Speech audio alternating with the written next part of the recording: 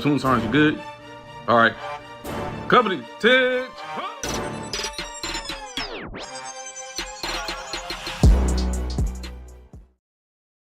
What's good, my good people out there? Y'all know what it is. Y'all know what time it is. It's me. Y'all see the name. It's coming on strong. No Trey Damas. When I talk, if Bishop would say, like he said, God know the truth, ain't got to worry about it because Trey knows it. What's good? Like I said, Thursday night, first formation, the C.O.B. coming to you. Thursday night football preview. My man, the people's coach. What's good, Slip? What's going on? What we got, Papa CC? What's been going on with you this week? Man, I'm gonna give you your props with the Notre Dame thing.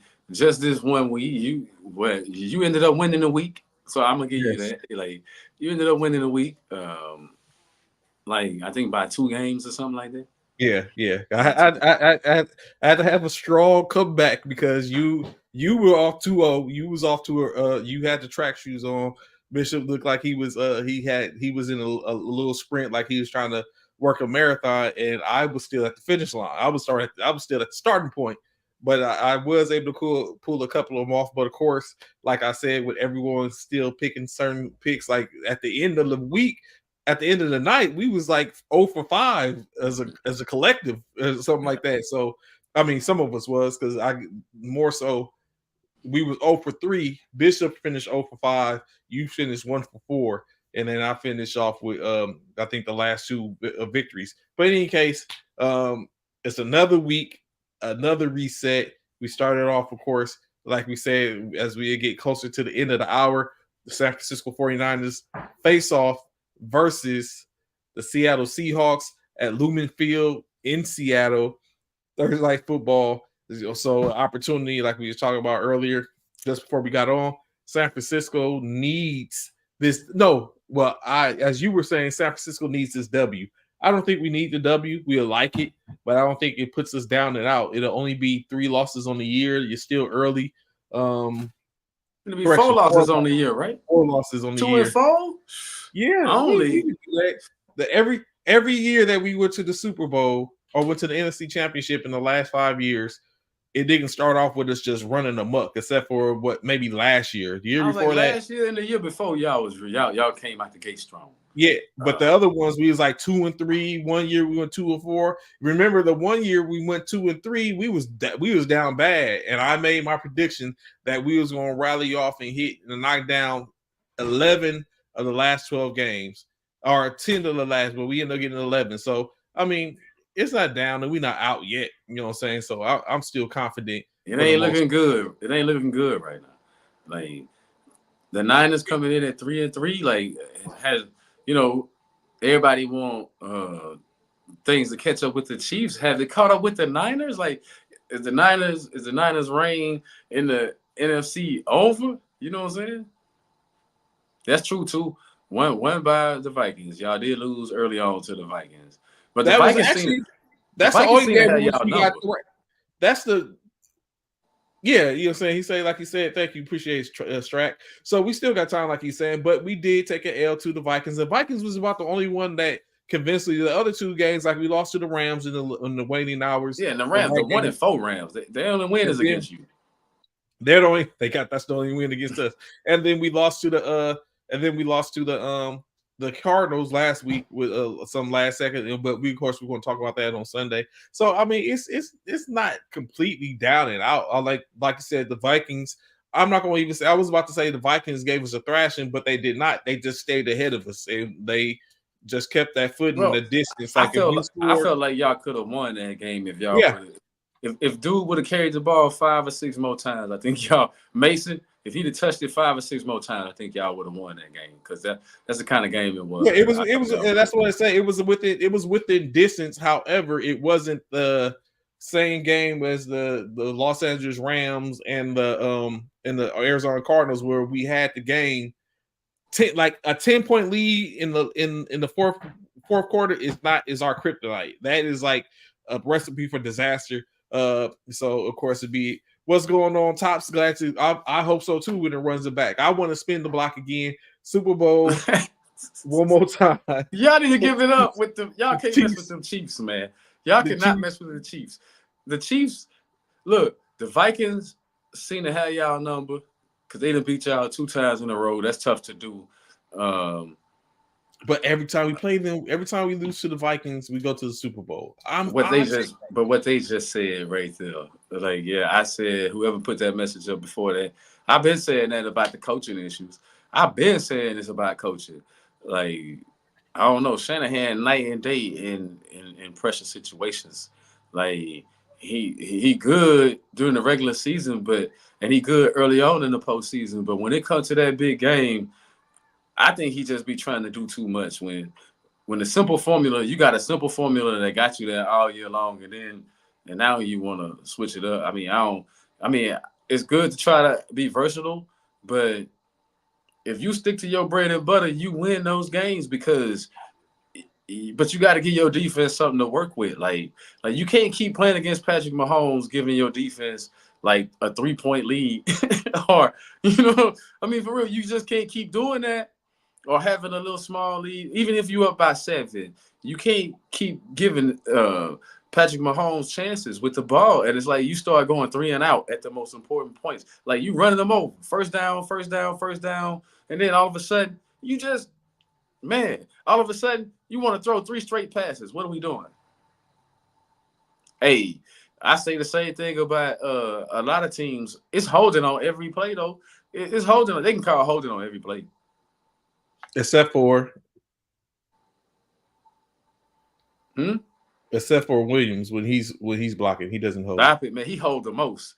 They let him hold because he all pro. He wouldn't be all pro if they called all the penalties on him. But they let him hold. But he do it slick though. Like he's such a vet in the game. You can see him. He get up under their pads and then grip there. So they ain't looking because they think he pushing up on them pads. But watch he be holding, man. You know what I'm saying? He be holding. So I would make sure that this part doesn't go viral because I don't want to sit up and next there's a holding campaign because the people coach said it. So before we get into the 49ers Seattle game coming up tonight, we of course want to tap into some other stuff. Right now, the hottest thing going, as we know,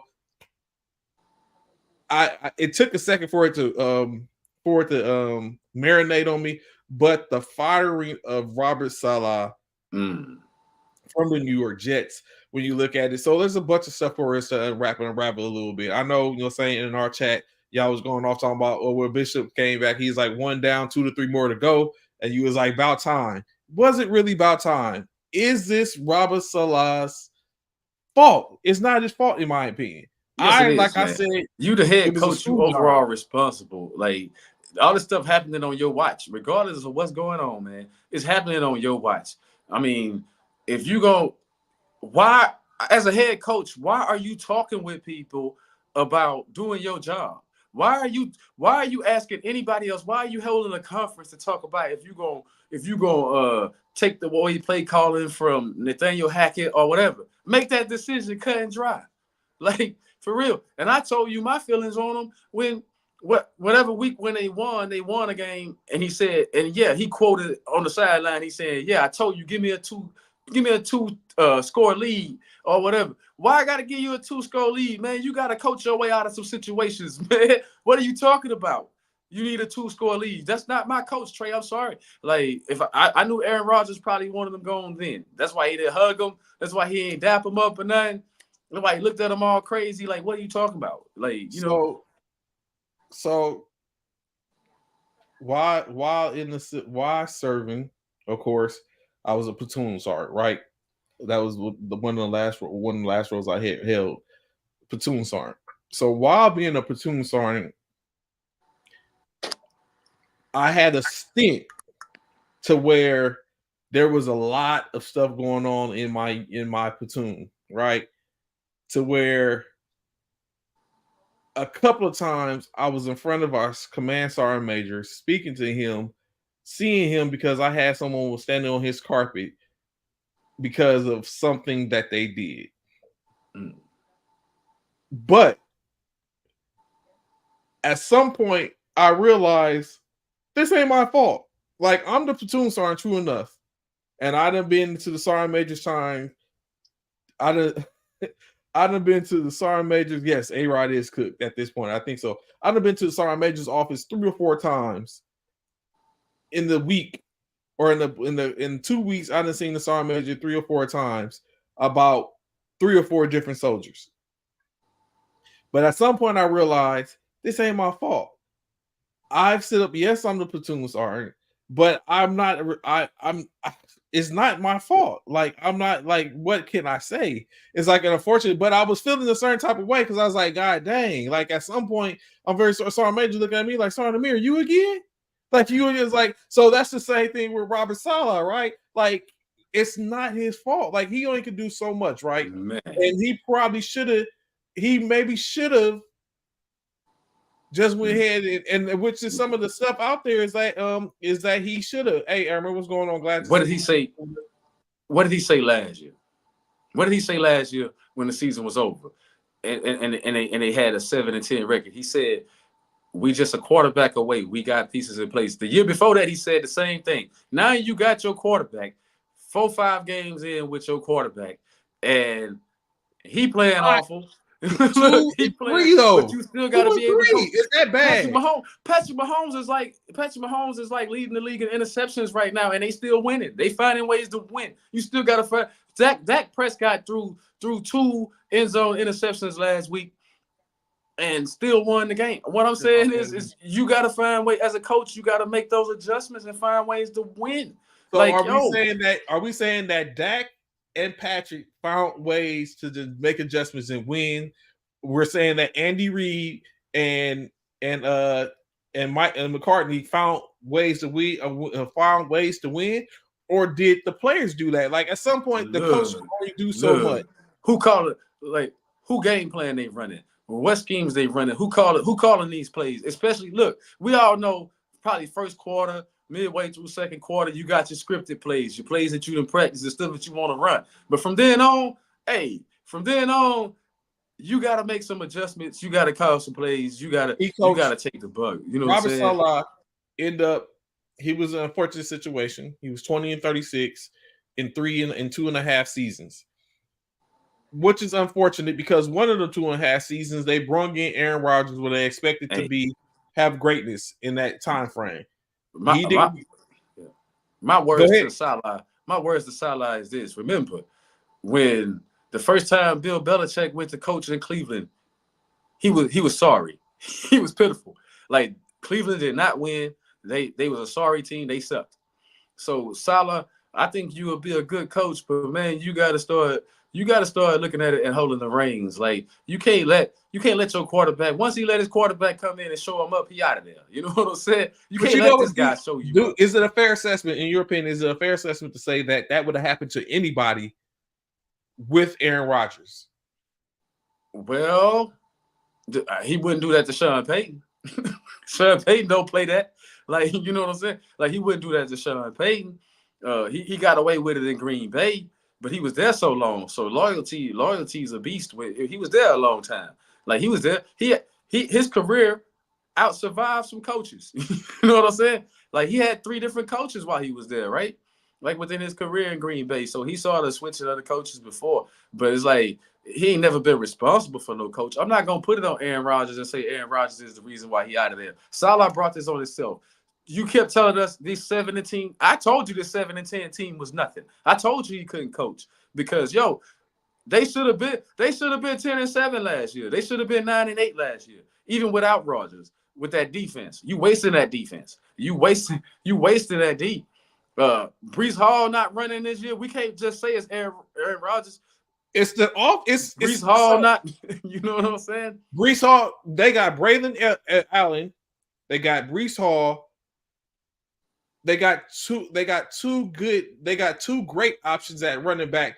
Why shouldn't we be looking at New York Jets as the AFC's version of the Detroit Lions? But that's not what we see. And do you think it's predicated on them trying to satisfy Aaron and him trying to get the ball out? Like, I think, true enough, I agree with you. We can't put it all on Aaron because there has to be some autonomy for the offensive offensive game planning and scheming and stuff like Exactly. that. Additionally, we see Nathaniel Hackett has been demoted.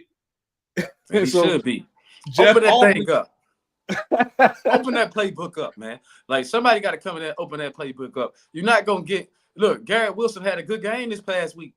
I don't want to get into the. We gonna talk about all that stuff Sunday, but for real though, like, hey, who throwing on the ball? But then this guy, he makes horrible. Aaron Rodgers. Besides, for me, I think it was the first game when I said, man, he looked pretty good that first half. Then from the second half of that week one, he just been sorry, Trey. Like, but it's the whole organization. I think the morale is low when you got a coach like that, man. I mean, Aaron Rodgers ain't never heard that before. Aaron Rodgers is Mr. Comeback himself. Remember the comeback against Dallas? Remember the comeback? Man, this dude is a comeback. So what do you mean you need a 2-score lead? You insulting this guy. You basically said, you know what I'm saying? Like, I think it starts there. Like, you the head coach, you got to go about that a different way, man. You got to be like, look, you know, we're going to find ways to win games. I mean, that's what I would want to hear from my head coach. Like, hey, we're going to find ways to, you know, special teams, whatever we got to do. We're going to find ways to win games. Is it a fair assessment, right, to sit up and take in consideration that Aaron Rodgers is, I mean, yes, it's a fair assessment. Aaron Rodgers is not the Aaron Rodgers of old. Oh. However, though, he's not even the quarterback of the recent old. You know what I'm saying? I looked at that game, right, in Minnesota. Aaron Rodgers, we know Aaron Rodgers likes to get the ball out quick. And sometimes he looks unorthodox from how his feet are set and him throwing and everything like that.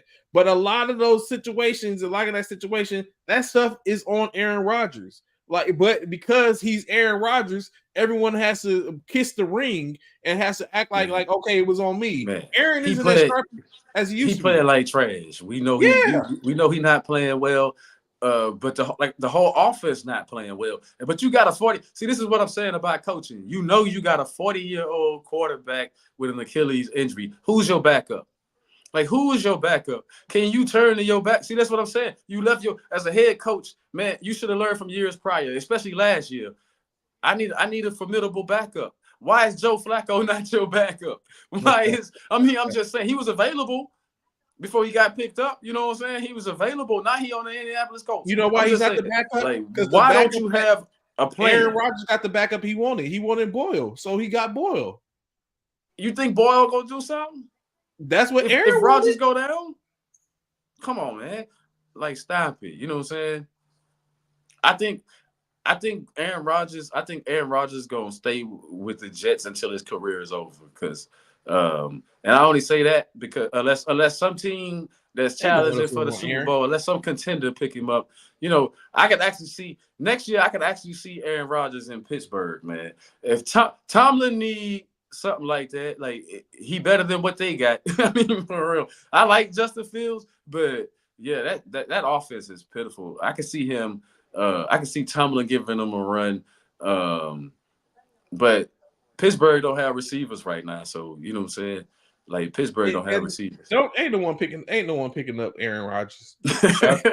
Ain't no one picking. Just like if Deshaun Watson was. Let me correct myself. No one's picking up Aaron Rodgers to be their franchise quarterback, to sit up and quarterback them to the helm. That just like if Aaron Rodgers, if he has to leave New York, he's going to be someone's. He's going to go into the role of like a Fitzpatrick, where he's going to be mentoring. You know, Aaron Rodgers did not have the mentality, or his ego was too fragile for him to be someone's backup. Oh, now that you're talking, Miami. I can see Miami doing something like that because they got a potent offense and Tua on the fence, Tua career on the fence, those concussions. I can see Aaron Rodgers really going there and, you know, hit Tyreek Hill, Waddle. Then he got no excuses. Then there'll be no excuses. You come up short again, Aaron, you got no excuses. I mean, none whatsoever. You can't put it on the coach. That's the one thing I don't like about Aaron Rodgers, man, is that he never takes accountability. He talks accountability for everybody else, but he never take accountability. It's always something else. It's never, you know, like when Salah said something about the cadence, he said he ain't changing his cadence, which I'm like, yo, but your offensive line keep false starting. Like, y'all got to meet in the middle. It's no compromise. He said, hold them accountable. How about hold them accountable? It's like, yo, they going off your count. You know what I'm saying? They're not going off the coach's count.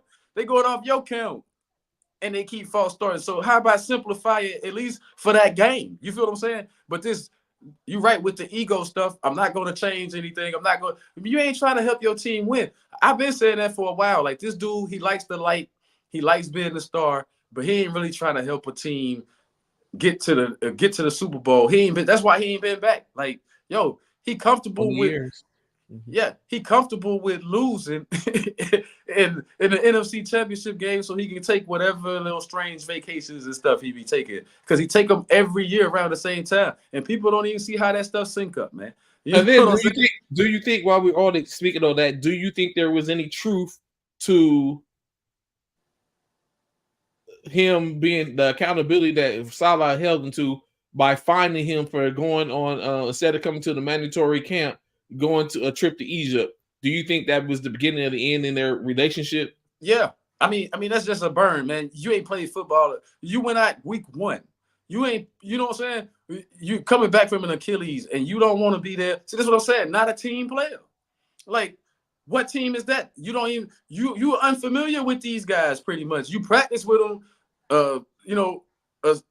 beginning of the season last year or whatever, but that's about it. Like, you don't know these guys. You got no rapport, and it shows on the field because, yo, you want the light like Tom Brady, but you're not a Tom Brady. Tom Brady would have been practicing with those guys. You know what I'm saying? Getting familiar. Like, that's why you got the GOAT, and that's why you got guys like Aaron Rodgers who, man, you say, man, they played lights out up until a certain point, man. Like, and I think it's all because he don't prepare. Like, you know, like, this guy's supposed – everybody value his opinion and all this different stuff. Like, oh, he's this great. Like you say, they be bowing down to him, but it's like, how great is he that he don't even want to show up to – learn the plays or go over the plays? By now, him and Garrett Wilson should have some go-to routes. You know what I'm saying? So Aaron Rodgers, like we said, Salah fired. A lot of stuff behind that. Supposedly, they said what was protocol. He was escorted to his vehicle. They wasn't allowed to say anything to the players. They came to his office and fired him in his office. Like, some, like, this pettiness in this, but you know what I'm saying. But they say, of course, they say that. Then, of course, Jeff Ulbrich, in which I thought that it was going to be a setup for Hackett to get that position, but it was given to Jeff Ulbrich, a defensive coordinator. He moves from defensive coordinator to interim coach, and then he goes and does exactly what was being talked about, in which what said Robert Saleh was thinking about doing, and he demotes Nathaniel Hackett from offensive coordinator, play caller, to, like you said, to open it up. Lastly, what about the rumor of Kirby Smart being the next coach for the New York Jets? Does he really want that job?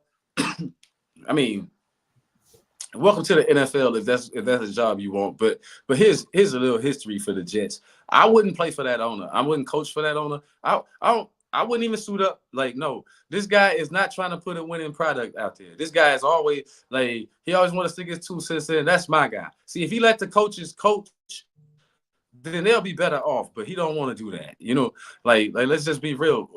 He don't speak like a Jerry Jones. He ain't always in front of the camera. But we see how he move. We see how he move behind the scenes, like almost snake-like, in my opinion. I just don't trust it. Like, if I'm a player, I just don't trust it. Like I would have to see, man, you got to give me a whole lot of upfront money. You know what I'm saying? Like, when you look at it, like 2 and 3. Trey, is he gonna pay Garrett Wilson? You think they gonna pay Garrett Wilson, or they gonna find another 1 through 4? Because this is what the Jets do, man. They not building something to win, man. Like, they not building nothing to win. They haven't done that. I think what he's doing in Woody Johnson, the CEO and owner of the team, I think what he's doing is he's trying to turn a different leaf, right? He's trying to give us emphasize. He's doing things that was not his norm. Usually, he said he wouldn't have fired a coach in mid-season, especially when you look at this. Like, 2 and 3 isn't a bad position. Like, they're only a game out of first. You know, if they can go and beat New England on Monday night, they're sharing the league, the division lead. So they're not bad off, but say at a crucial time, he put a little hurdle in front of the team. Maybe they're going to galvanize, maybe not. But it's definitely different. So he said he's just trying, from what I understand, is he's trying to be different. 2-3 though, like that's awful for them. 36. That's awful for them because of you not just looking at that division. Like come on, man. That division for the last 5-6 years, it's been Buffalo's division to win or lose, man. Like Buffalo win that thing running away most of the time. It's been Buffalo. That's been Buffalo's division. You think you're gonna leapfrog Buffalo with what you got right now? You don't have enough. I mean, and Buffalo doesn't have all the talent in the world at offensive position when it comes to skill position. They got a good running back and a good quarterback. They lacking in the receiver department, but what they do have is a better. I think they got I don't like McDermott overall for some of his decisions, but I think they got the better coaching staff. I think Buffalo really trying to win, and they've been trying to prove it this last 5 or 6 years, which is why they've been running in division. I mean, you gotta if you the Jets, you trying to get into the playoffs. Like the playoffs should be your goal. Like, you're not gonna win your division, so you should be trying to set yourself up to get a wild card game, get in the playoffs. And I just don't see them doing that with the effort that they put forth. Man, them boys quit. I ain't gonna talk about this week. The week before or whatever, they quit. You saw them actually give up. Like they quit. Now, what coach? I'm not mad at Salah being gone, but what coach? When they quit on you like that in a game, like the Bucks, you know what I'm saying? That's like the Bucks in basketball, man. They fire a coach that's actually winning. Got a winning record. They fire a coach with a winning record. So, and then you saw the turnaround. It's like, yo, you take your chances right now. But do you think and the Vikings hater love it. But do you think they're gonna win? I mean, do you think that they're gonna make the playoffs? The Jets? The Jets? I think it's too early now because there's potential for a turnaround. Like it's early. It's too early to say any of that. Like who is teams that don't have a dub yet, or have one. I think it's early. I think we still got 2 or 3 weeks before we realize, like, hey, it's starting to be set in stone. It's over for this team. Pack it up. Go ahead and start. Like people talking about the Rams to accidentally tank and all this type of stuff. I think the Jets still have a possibility of making the playoffs. Like we said, if they was to win, we don't want to get too far into what we talked about on Sunday. But if they was to win on Monday, they share the division with a highly talented Buffalo must have a bye or something, because I thought Buffalo was like 3-2 or something. Like Buffalo, are they playing Buffalo? If Buffalo is 3-2, but they play New York on Monday. So if the New York wins, that makes them 3-3. They play Buffalo. Okay. Yeah. Because I haven't seen the schedule, so I was like, okay, so they play Buffalo. So that makes sense. But they're not gonna beat Buffalo, man. Stop it. I'm not gonna go there right now, but come on, man, stop it. These guys, I see them 7-10 again, maybe 8-9. I mean, that's what I see, because right now, Aaron Rodgers, man, he not looking good. Like I said, you're not gonna pull the trigger to go to the backup. The owner not gonna let you pull that move, but I would consider it. Is there anyone in the league that Aaron Rodgers would sit behind? Look, if Devontae Adams ends up going there, because you hear the rumors about him wanting to trade, and he got the Jets and the Saints at the top of his list or whatever, whatever. I don't know how true that is, but I'm just saying, like, if that's the case, if they get Devontae Adams, then I can see them making the playoffs. But we've seen Aaron Rodgers and Devontae Adams before not go anywhere. So we've seen them lose in meaningful games together. So I'm not sold that they'll go to the Super Bowl or anything like that. But I give them the playoffs if they was to get him, So in other news, Raiders starter or former starter Gardner Minshew has been benched for Aiden O'Connell at QB1. as Strack is talking about Devontae won't he'll. What do you think is this? Is this a basically just a move for everyone to get some burn to see what it is, so you can make sure, or you think this is a move based on the fact that they think Aiden O'Connell can potentially be QB1 effectively? They don't know what they're doing. Let's just be real. Like they should have started this young man from the rip. That was my opinion. Gardner Minshew, It's he a better as a good backup. backup. He a good backup. Good relief. Like a relief pitcher or something. Good player to come in and do some things there. But as a starter, he just hasn't had it since he left Jacksonville. Really, you know what I'm saying? Like It's as the a AFC starter, Championship. as the Yeah. guy, as the QB1, he ain't had it since Jacksonville when I think they went to the AFC championship game. Minshew haven't had it since, man. Like I don't know if that's in his head, like going from a starter like that and almost making it to the Super Bowl, then playing behind people. Maybe that shook him up some. But he just and now trying to get that QB1 back when you've been programmed to be QB2. I don't know how easy that is for some people, right? Like we see it's effortless for Flacco, but Flacco been playing 17 years, 18 years. You know what I mean? We see it's effortless for a guy like Flacco to be able to make that adjustment. But for Minshew, I knew it wasn't going to work. It's like this young man played decent last year. He ain't played great. They were sorry last year. They sorry this year. So you might as well put the young guy in there and let him at least win a few games. So I think they stand a better chance of winning with him in quarterback. Because he already got a rapport with the receivers. Like they didn't really switch up too much. You know what I mean? Like they didn't really switch up receivers too much, but I think it's too late for them. They should have did this week 1.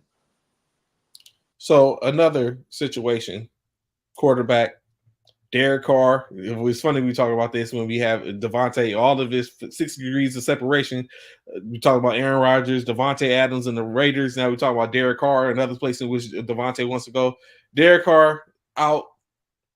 Enter Spencer Rattler. I wish Bishop was on because just to hear whatever he had to say against Spencer Rattler. I know he would say plenty of outlandish things because he felt Spencer Rattler folded in Oklahoma. Caleb Williams came in, took his spot. He left and went to South Carolina. Ends up getting drafted. Now here he is with an opportunity to show his moxie. We know he's not going to. There's nothing Spencer Rattler can do that's going to make him the starter the rest of the year, unless Derek Carr just continues to stay injured week after week after week. But he's inputted. Who you think has a better game, Spencer Rattler in his debut or Aiden O'Connell's in his debut of this coming week? I don't know. I'm gonna take the rookie, and this is why, because somebody put it up there. The Raiders are so lost right now. Like they don't know what they're doing. Some of it you got to start looking at the play calling and what's going on and start switching there. So that's why I think the Raiders play calling, they got some of them in New England, man. They call some of the worst plays you ever want to see. Like, why are guys still running hitches? You know what I mean? Why guys? It who works. runs a hitch? Who runs It a works. hitch? No, you don't. You run the option routes off that. Like by now, every team should have option routes, and you don't see no option routes. You just see, I don't know, like they might as well just start running button hooks. I mean, it's pitiful. I mean, I'm just saying, it's a pitiful display of offense, man. So I'm gonna go with Spencer because we've seen flashes of good offense with the Saints. The first 2 weeks they was dropping 40s on people, so I think Rattler give him a chance to get back to that because he can sling that ball out over the yard. He just got to have the people to go catch it. Olave, if Olave's healthy, they got a good, and the rest of those receivers. The young guy, I can't remember his name, but he earning his name, Rashid or something like that, whatever his name is. Shaheed. He balling. Shaheed, there you go. He balling.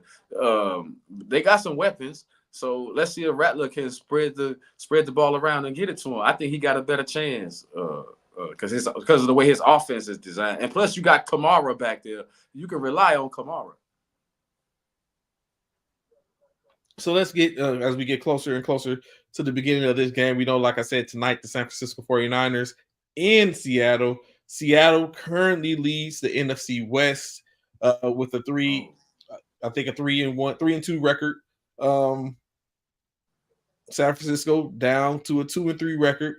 Not to say that doesn't hold any water because it were effective, but it's a division rivalry. What we have seen in the last 2 years is Geno has turned it up and has become what is presumed to be a consistent and accurate quarterback with a nice completion rate, but he doesn't always get the dubs. San Francisco, we know, of course, we know Brock Purdy. He's going to break the bank this coming off season. We know he's going to reset the market for quarterbacks. A plethora of weapons that he hasn't been able to deploy, although they have found other weapons. Of course, now you have the possibility of Christian McCaffrey coming back after week 7. Ricky Parasol is starting to work his way back as he hasn't played at all due to the being shot before the week before the season started. He has the opportunity to come back. When we first got on, you was like, what is wrong with the 49ers? What do you think is wrong with the 49ers from your aspect, outside looking in?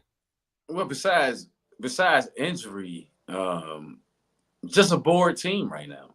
Like they bored. Like when you win, it's like, you know how y'all California teams do it? It was like when the Lakers was winning a whole lot and then they get bored and start playing around with teams. I think that's what the 49ers are doing. Even from a coaching standpoint, I think they playing with teams. Come on, they regardless of how many injuries they got, the Rams was way more banged up than them at every position. The Rams are playing with so many spare parts. You were supposed to win that game running away, and they didn't win that game. You know what I mean? So it's like you can't even let it be close. I think they just playing around. Like go ahead and stomp teams out like you've been doing. But I refuse to believe the league is caught up with them right now. You know what I'm saying? Man, you keep Mason. You keep Mason because McCaffrey. One thing about McCaffrey is he gets hurt quite a bit. So you don't have what was his name, Mostert and all those guys no more. Where you had we got Elijah Mitchell, but he's injured. He's on IR. He's injured. So, but yeah, you keep him to like you say to build that backfield like we had before. Before we had Mostert, you had Mitchell, Mostert. Wilson, like a 3-headed monster. You know what I mean? It was a committee. And the Jets took one of them, right? When Salah left, didn't he have one of those former backs? Wilson, right? Wilson, he took Wilson, and then then the 49ers ended up trading away Mostert to the Eagles, to the Dolphins when McDaniels left, and then Wilson ended up going over to the Dolphins as well later on. So they stayed in the pipeline, no different than San Francisco losing some players to D'Amico when he left. So, but you continue to rebuild and reset, and that's what we have done. But yeah, I think we keep Mason definitely and rebuild the committee, running back by committee approach. Before we get too deep in that, I do want to say this though, because you left a quarterback off making his debut this coming Sunday, Drake May, man, and another one that should have been started from week 1, in my opinion. I said he should have been starting from week 1, but now, and I said it was going to be week 8, but it's week what? It's going into week 6, and he's starting. So, So I honestly believe that none of these, the only quarterback I think that has the opportunity to really shed some light on the situation and probably be productive is maybe Spencer Rattler. Like we see what Bo Nix is doing. He was just by chance, but maybe he should be sitting down too. And Bo Nix, same thing with Will Levis, but of course they don't have a backup. They don't have anyone to set out as for them for backups. But Rattler, I think, is going to be the biggest one. I don't know about the situation with May. I think they went about the right way in starting Bassett. But I mean, in state is they drafted May with a top draft pick, so he was going at some point, whether it been sometime this year or next year. If Bassett could have set up and set the table and kept it going, he would still be playing. May would get some burn depending on what's going on. So, of course, it was going to be everything was predicated upon what Brissett was going to do. He didn't show improve. But I think we're going to see some of the similar things with May. You're going to see some of the similar stuff to where it's going to be like, okay, it didn't make a difference whether it's Bissett or if it's May. We just stink right now, and we're going to have to find a way. And I think, but that's just going to be it. But I mean, we're going to see. We'll probably see Bryce Young in the next year or two. But the young man needs to work on his game, man. He needs to work on timing his passes better, stuff like that. He needs to work on footwork in the pocket. He needs to work on learning the pocket, being more shifty. I think some of these guys, man, when you play, he played at Alabama, and then a lot of times, I mean, we can say the SEC is real tough, but outside of Georgia, maybe Auburn occasionally, they didn't never really just had a challenge in the SEC. As far as my opinion, like you playing Ole Miss, you playing Kentucky, they still Ole Miss and Kentucky. Those are the kind of teams you beating up on. Like, you playing the Missouri Tigers and stuff like that. So you really not playing the creme de la creme. You playing the bottom of the SEC a lot of times. I know a lot of these teams be ranked, but they still be at the bottom of that conference when it's all said and done. So what I'm saying about Bryce Young is you get comfortable playing, for a winning organization like that, and then you come in and you gotta grind all over again, like you going back for high school tryouts. You gotta bring it though, because this is the top level. And I think he was stunned by the fact that you're not as popular when you come here if you're not winning. You know what I'm saying? If you're not looking good out there, like now you at a spot where they gonna tell you. You're going to see all your flaws before you see all your goodness a lot of times, because, criticism going to come heavy. And you got to be ready for it. I don't think he was ready mentally. So work on your mental and then work on your footwork in that pocket. You're a shorter quarterback, so you got to manipulate the pocket like Drew Brees used to. Like, you're not a running quarterback. Per se, like some of these other quarterbacks, Daniels will turn it upfield on you. Lamar Jackson will turn it upfield on you. We've seen you run a little bit here and there, but that's really not your game. So learn that NFL pocket. Learn that pocket and be more aware, man. Like I think he'll start again. I just don't think it's going to be by necessity too, because Andy Dalton is not your guy. I mean, Andy Dalton playing a little bit better from the quarterback position than Bryce Young was, but he's not a long-term solution. So I see Bryce Young getting back out there. Of course, it at some point, because if Dalton starts to fall off, then it's going to be, let's put the youngster back in. Hopefully he's slipping and learn something. Also, of course, it's predicated on what's going on in their locker room, what's going on in their practice field. So there's a lot of things in which we don't get a chance to see, but people who follow them or at the practices get a chance to see how he's evolving, and if he's getting better or what it's coming out to. So I can see Bryce Young getting back this year. Well, like everybody wants that home run hitter, like a C.J. Stroud or so far early on in his young season, the 4-1 Commanders or whatever with this Jaden Daniels. Everybody want to see that. Caleb Williams 3-2, like those guys playing pretty good. You know what I'm saying? He is. I think he already on another level, whether he win or lose this game against the Ravens, right? And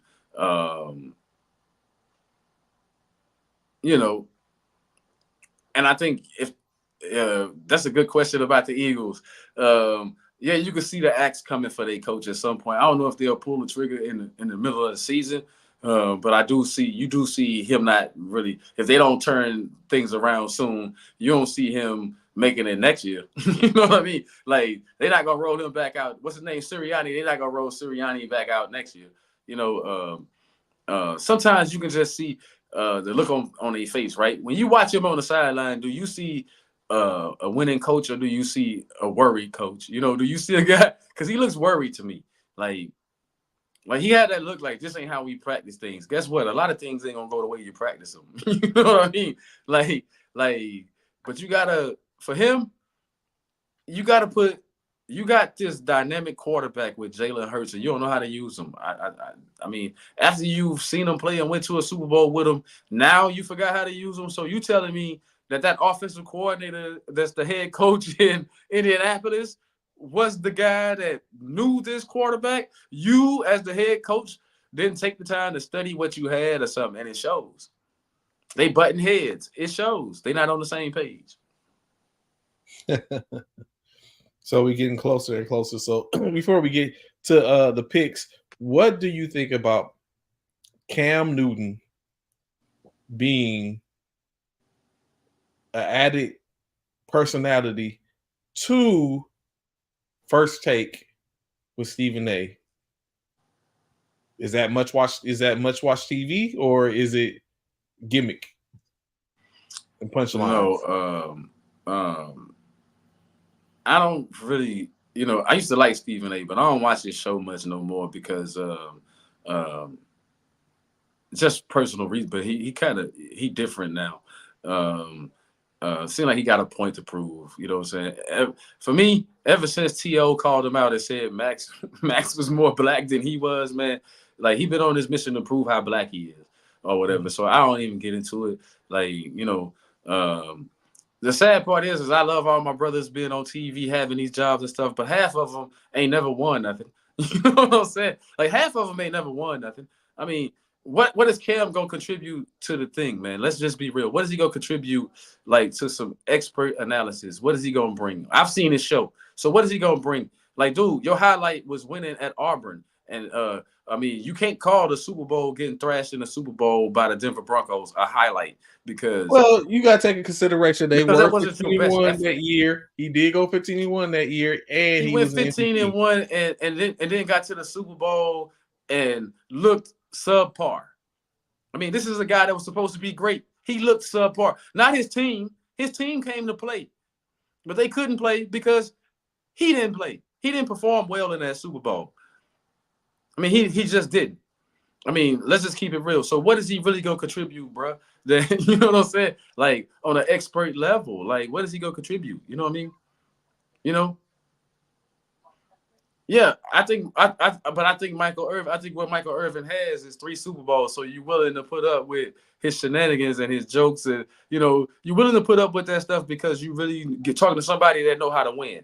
I mean, so when he speaks about winning, that's when you should be paying attention. When he said what he had to do to win, and those things that he bring up when he talked that game. See, I don't cut for Michael Irvin all that much in front of the mic neither, but at the same time, when he started talking winning, those are some of the best stories you can hear because to hoist that Lombardi multiple times, man, like it's like listening to Aaron Rodgers. Do I want to hear like Tony Romo never won, but he great on the mic, right? Mm-hmm. And he seems to have studied the game since he ain't playing no more because his insights are great, but we know he never performed up to some of the levels that he described, but he knows his football. So, I'm not saying Cam can't contribute. I'm saying, what a yarner, man. Go, whoever got whatever show that is, they got Bill Belichick on that. That's a great show to watch. With him and the Manning brothers? No, with him and Ocho Cinco. It's the new what is it on Showtime? I forgot the name of the show or HBO or whatever. Inside the NFL or something like that. Okay. The revamped look. I mean, that's a good show right there. That's a real good show because you got a little bit of everything. But let's just keep it real. Stephen A's biggest contribution on when he talks football and stuff is Shannon Sharp. It's Shannon Sharp and Teddy Bruschi. Teddy Bruschi. I mean, you know what I'm saying? These guys know what it takes to win. Occasionally he has Rex Ryan on there. Rex Ryan never won it as a head coach, but he did get some hardware, assistant coach, stuff like that. You know what I'm saying? With the Baltimore Ravens, he coached Ray Lewis, man, to one of the greatest defense. I mean, you coach one of the greatest. I gotta show you respect for that. You know what I mean? Like this Ray Lewis, you took a talent and he became Hall of Fame early on under your watch. You ran some good defensive schemes to keep Ray moving sideline to sideline. So I like stuff like that, but for me, yeah, Stephen A. tired. So before we get to the picks for tonight and talk about the picks from last week, and I put it up on the screen, maybe you could shed some light on something for us. What did CD Lamb say to Dak Prescott on the sideline during their game? I In don't your know, but he probably talked that these wide receivers are so-called divas. I don't know what he said to him, but Dak didn't even look at him, so it must not have been nothing. You know what I'm saying? Must not have been too good. The guy didn't even raise his head. The guy just kept looking at the screen like you ain't even said nothing. You know what I'm saying? I wish Dak would start checking these dudes too. Like I was about to say, is there a problem in Dallas where it's getting to the point to where someone has to go? we saw Stephon Diggs do the same thing to Josh Allen a lot of times. I don't think it's something to break up the squad over, but I do think that Dak as the quarterback, as the leader, he gonna have to check that, whether in public or private or you know what I'm saying. However, Shaq and Kobe worked they thing out. You know what I'm saying. However, you don't want it to be like LeBron and Kyrie, where they could have been the greatest thing ever, and you could win together. I think these guys can win a Super Bowl together if they if everybody come to do their job, and I really mean that. I'm not saying we're gonna win this year, people. I did not say that. I said I think they could win a Super Bowl together. But in order to do that, CD gonna have to be quiet and go out there and do what's needed. You know what they not showing wide receivers do these days, except for a few of them? Block on run plays. They're not showing these guys do anything other than cry about the football. The one guy put I'm effing open under his eyes. He got fined for that, by the way. For Pittsburgh, Pickens or whatever. With the I'm always effing open, or I'm effing open all the time, or whatever he put on his little eye makeup. He got fined for that. He got fined, yeah. He said he didn't know it was a problem. Yeah, that's cool though. I'm not mad about him putting that on. I'm just saying you are not. We see your film. You are not always open. What games are you watching that you always open? Like you are not. I mean, that's like a message to the quarterback that we got sorry quarterbacks. See, take that off your face, man. Like for real. Like I would never throw you the ball. Yeah, you wide open. You could be wide open. You're never getting the ball from me if I'm quarterbacking and you trying to show me up. Like that's the way you check them. As a quarterback, that's the way you check a guy that's constantly like, don't even look his way. Look his way bare minimum. You know what I mean? Like prove the point that I got the football every play. You know what I'm saying? So I got the football every play. In which, I mean, he can lick him off. Yeah, well, we'll see how that goes. Well, I guess it's different strokes with different folks. Like Pickens can't get away with that. CD Lamb might be able to get away with that. Like, oh, you gonna lick me off? Okay. When you throw this ball, I'm gonna drop it, or I ain't gonna even make an attempt. Well, we see that all the time, man. Like you wide open and you dropping passes anyway, and so that's why I say quit crying for the football, because these guys just crying for the football. When they do come their way in pressure situations, they dropping the ball. How many first downs last year in the playoffs did Stephon Diggs cost Buffalo? Like I counted quite a few, like easy first downs too, right in his hands. And every time he patting himself on the chest and got his hands up, talking about that's my bad. But I don't think the guy is that sorry. I'm like, man, is he dropping this ball on? At some point, you got to start saying, is he dropping that on purpose? You know what I'm saying? Like, does he just not like Josh Allen? Like, is he just dropping it on purpose? Oh, like, that's to show him up. Like, oh, now you want to come my way type thing or something.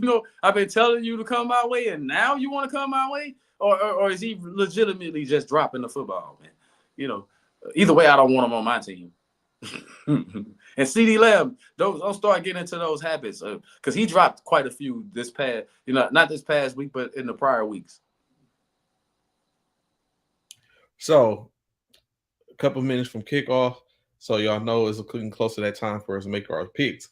But before we make said picks, I just wanted to point out something that popped off last week. So, someone, saying 3 of us have made picks. One of the 3 of us was down and out a little bit, and which was able to turn it around. If you see it right there, 8-6 on the week, which put me back to share the lead with the quote unquote GOAT in reference to picking. So now we have reset the table to where it's kind of back to where it was. If you look up in the upper left hand corner, you see currently Bishop has 3 weeks in which he's won. I now have 2. The coach CC has 1 in which he has enacted.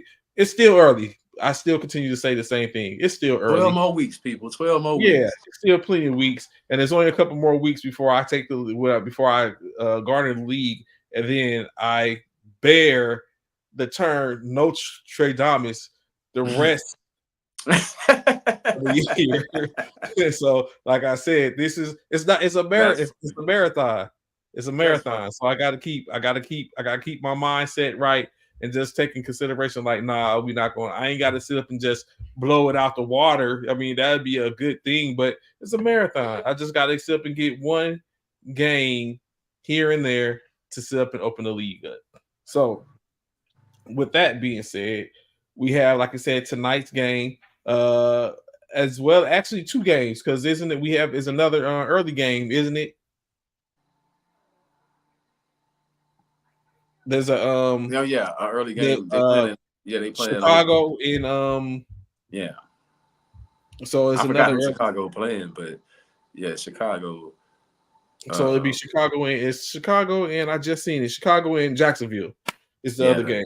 The Jaguars, Trevor Lawrence. Yeah, yes, Jacksonville at Chicago, but it's in Tottenham Spur, so overseas in London. So we're gonna do a twofer just as we did last week. I had to hit Bishop up and find his other one, but he ended up BCing. So tonight's game, San Francisco 49ers, Seattle Seahawks, and then of course next early Sunday's game, Chicago Bears are the home team. Jacksonville Jaguars are the visitors. Who you got for tonight? Seattle? Is it Seattle or is it San Fran? Man, I really don't want to have to make a pick in this game because I don't like neither team right now. But I'm gonna take Seattle, and I'm gonna take Seattle because I'm gonna give Geno the benefit of the doubt to come off the ropes. I'm gonna say that losing to, one of the worst teams I ever seen. I'm gonna say that was a fluke. I'm gonna go with I'm taking Geno tonight. Geno and Metcalf tonight. Geno and Metcalf. Yeah. So on tonight's game, in the message, of course, Bishop is away dealing with some personal stuff, family stuff, but he did message to keep it going and did say that he's taking San Francisco tonight, as well as I, of course, taking San Francisco. Is not really reference to the fact that they're my squad, is more so about the situation. I think they have Seattle's number. If Seattle was to win this game, as we discussed earlier, that puts San Francisco in a whole 0-3 in the division early, 2-4 in the league early, to whereas a men's hole they would have to come out of. The expectation possibly is Christian McCaffrey will be back after week 7, because after this, San Francisco I think has one more game. Actually, the expectation for them to be back to play versus the Chiefs, maybe. I think that's week 8. So we'll see. I know they have the Cowboys coming up in San Francisco soon. They play the Chiefs, I think, in San Francisco. So we'll see when they come back. But instead, I think they can get it done. Seattle is maybe comes at a good time. I don't see them dropping 2 games in a row in which they had and let the relinquish the lead. I know come fourth quarter, if I see a 10-0 lead in San Francisco's favor, I'm going to start quaking in my boots. But in any case, hopefully they get in there, take care of business. 3 weeks in a row. 3 weeks in a row, yeah. 3 weeks in a row. But in any case, I'm going to sit up in Team Niners, bang, bang, Niner game. Next game, like we said, the Chicago Bears and the Jacksonville Jaguars. At this point, I don't think the Bears are going to lose too many games at home. Like I don't believe completely in Chicago and Caleb Williams, but however, against inferior teams or lackluster teams or teams that just ain't cooking, they got it going in their way, they tend to find ways to win. And I think this is no different, as of course they're at home as well. So for Chicago versus Jacksonville, I'm rocking with Chicago again. Although I'm fearful, but I'm gonna keep that party going. I'm rocking with Chicago. Jacksonville, Chicago. Who you got? Oh man, Chicago is playing better football than Jacksonville, but they going to London. I'm gonna take the Jaguars in this game. I'm gonna say that defense gonna keep the Bears down a little bit. So they're gonna put pressure. I think they're gonna put pressure on Caleb Williams, which is something that he was seeing it early on, but he ain't fully felt the wrath of the NFL yet. And Jacksonville scrapping, they need this win. Like Jacksonville need, like They they do. know they underperforming, so I think they're gonna get that win in London. Mm. So there you have our two picks for this week. I have to get with Bishop, find out what his is. Be sure to check in again with us on Sunday as we do our Sunday football preview at 11 o'clock, 12 o'clock Central Eastern Standard Time. I'm sorry. Uh, a couple of shout outs, of course, we want to sit up and prayers up to those people who just endured the Hurricane Milton on the East Coast, of course, through Florida, Western Florida, all into Central Florida, and out the backside, out of Northeast Florida. Uh, not as much damage as probably was initially thought, as it was a hurricane, a Cat 3 by the time after it reached a Cat 5 twice as it trekked across the Gulf. It's that season, just a couple of weeks away from hurricane season being over. Then we go into election season, or basically the election, and then on to there and see where, and then on to Tears the season. As you know, it's that time. Plenty of stuff going on, especially when you take a look at sports. WNBA championship is in full effect. Minnesota Lynx versus the New York Liberty. Main staples, the Liberty or the Aces, or both of them at the same time. This year, not the case. They faced off against one another in the last round, and New York took care of business. I think 3-1 or 3-2. Was it 3-1? I think it 3-1, was. I think. Yeah, 3-1. Yeah. So they just didn't have enough this year. Of course, the hunt for October is going on. Let's go, Big Blue Wrecking Crew. Oh, Tiny looking good in baseball, by the way. Tony's the man. But I'm liking my Yankees, man. I'm gonna ride them out. I think our pitching is a little shaky at times, but I think we keep bringing the bats to the yard. As long as we keep having a different hero every night, we can sustain some of the pitching. So like I said, plenty going on. College football is going on. I haven't said my piece on how USC falls out from number 11 to out the top 25 when Alabama lost to a lot more inferior opponent from the number one rank, and they dropped from 1 to 7. I don't understand it. I don't get it. Even Michigan fell from number 10 to number 25.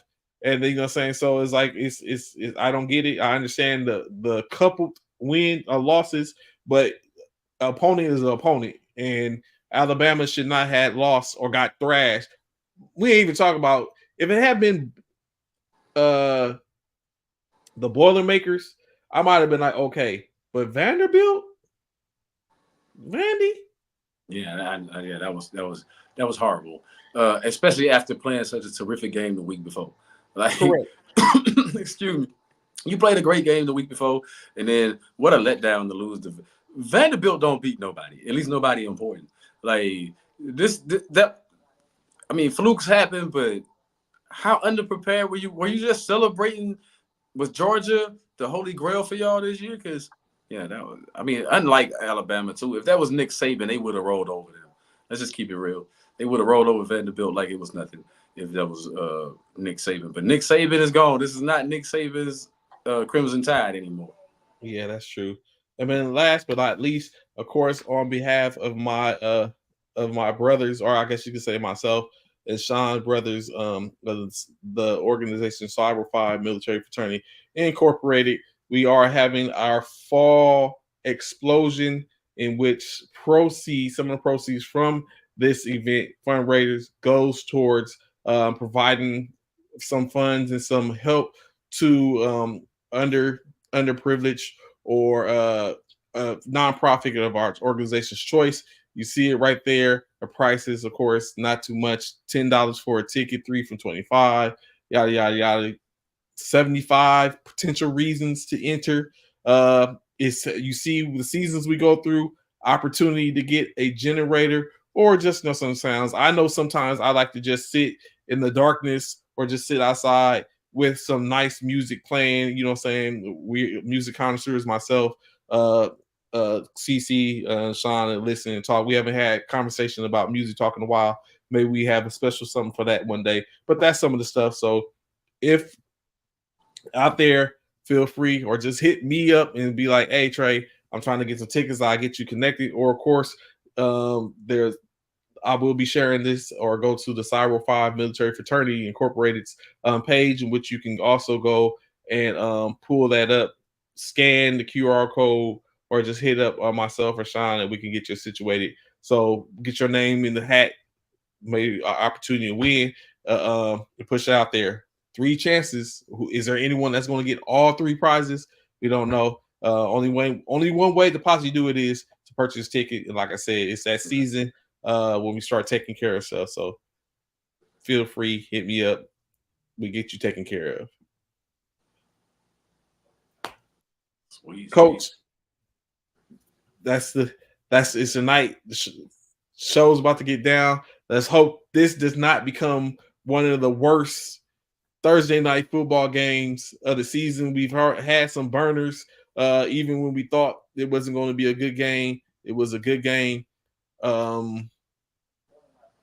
Yeah, I'm up for it. Next, I don't even know who's playing next Thursday, but it's all about this Thursday. Yeah. 49ers going down tonight. So, that's been my highlights the Thursday night game so far. I can say I do know those. It's just the rest of the man. Teams that's supposed to win lose. Boy. Like they say on wait, my man say on the red zone, when the witching hour comes out, losses become wins and wins become losses. So let's go big bang Niner gang. Let's go. Let's get this dub. It's been great hollering at y'all. Y'all know where to find us come Sunday. We're gonna talk about it. Until then, it's myself, Trey. No Trey Damas. Keep that name in y'all's mouth. No Trey Damas. Keep that. That's what it is. The people's coach, CC. We'll talk to y'all on Sunday. Peace. Enjoy y'all weekend. I mean, correction. Enjoy the rest of y'all week. We ain't the weekend yet. Enjoy the rest of y'all week. Pre-weekend. We out here. Peace.